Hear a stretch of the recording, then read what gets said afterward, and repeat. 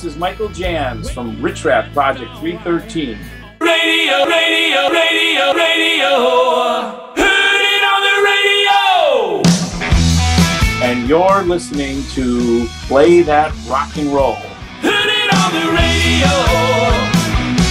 The song's about you and me. Heard it on the radio. Our life is just a mystery to me. Hey, baby.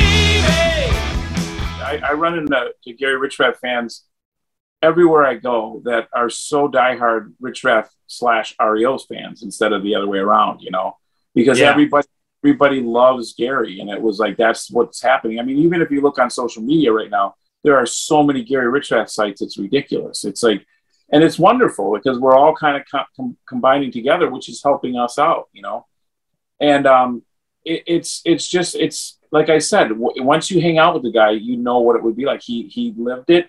He breathed it, and that was all that he cared about. He never cared about anything else. It was just music, and that's how he was, you know, since he was little, you know. And, you know, since his Uncle Leroy taught him how to play the first chords for Summer Love, you know, and that was one of his first songs he ever, you know, put together, wrote. So that's another reason why I love doing it for people, you know, because they like it. It's fun. Well, yeah, and it's a venue for your creative outlet as well. You know, the one thing I was going to say about LA is Mine is, you know, correct me if I'm wrong, but it sounds like the lyrics of that song apply to your story as well. You went out to LA, you were part of that Sunset Strip, you know, so that song must carry meaning for you. Well, yeah, exactly, and that's what that was what's so nice about Gary when he did that.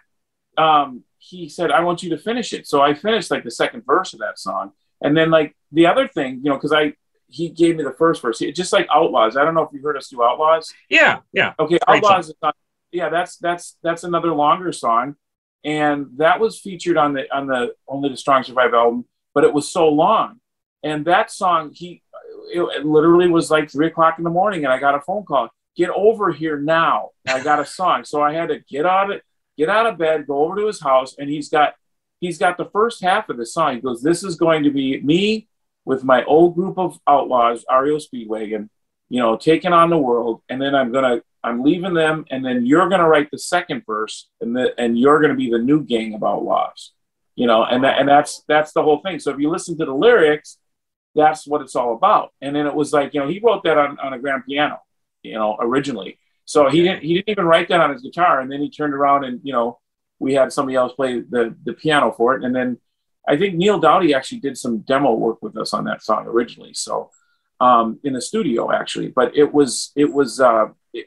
meant a lot to him, you know, and then he gave me the opportunity to finish the song, you know, and so that's what we did. And it was always like, he always was doing that stuff. That's why I never understood why there was so much animosity, but there was a lot of animosity with those guys, you know, and I know. Is that a snapshot into Gary's songwriting process, that he would have an idea and, you know, a set of lyrics, but also some like intentionally left gaps so he could bring you in to put your own creative input in it as well? Was that fairly common through that first album? Oh yeah, it was definitely just like Hollywood, you know. I mean, Hollywood is another one, and it's okay. It's a play on the words. It's Hollywood, and it's like Hollywood, and it's about a girl, you know. But it's actually Hollywood. It sounds like it's, you know, a little different. Yeah, right. So I mean, it's all about LA, basically, you know. And it's like, and you know, I finished that song for him too. That was another way. And I don't know what he did previous to that. I don't know if he did that same way writing with other people, but he did it with me. And I was very thankful for it because it gave me an opportunity to learn, you know, and I never, you know, I was a bass player before, and I played a lot of Rush and Yes and stuff like that. That's what I was into when I was growing up.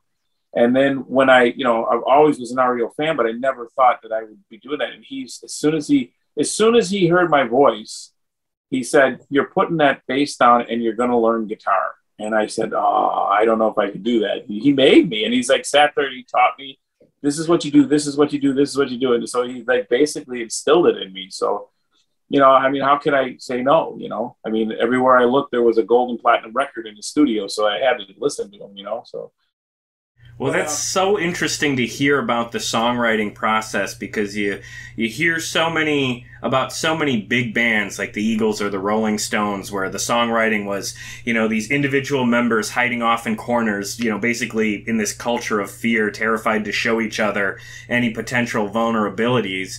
So it's so refreshing to hear that, like, other, classic rock stars, someone like Gary was a more collaborative person and really wanted to bring out everybody's best. Right. I think so. I mean, I think that's because I know, like I was telling you before about like the Lakers, right?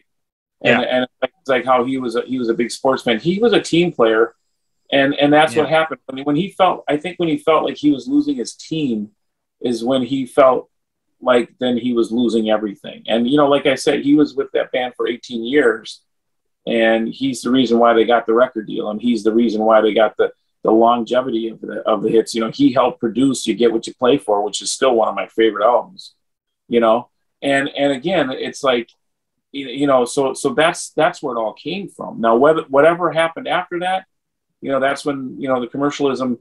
And I'm not putting that down, because like I said, I enjoy doing some of those songs that Kevin wrote, Oh yeah. But I'm just saying, I don't understand, if he was such a team player, because he was with us, and he was always that way, But it just somewhere it got lost with him and the other band, and then with me, like I said again, we just couldn't. I don't know what we could do anymore. It was getting tough, and we all had personal problems going on at the time, so we had to kind of just like go our separate ways. But then we got back together, Gary and I, to try to finish off some things, and it still didn't work, But I mean, that was later on, like in the 2000s, and then like I said again, he kept going down and down and down. But whatever. I choose to remember him as the Gary Richrath that I played with and I had a great time with, and that's all I really want to remember him as,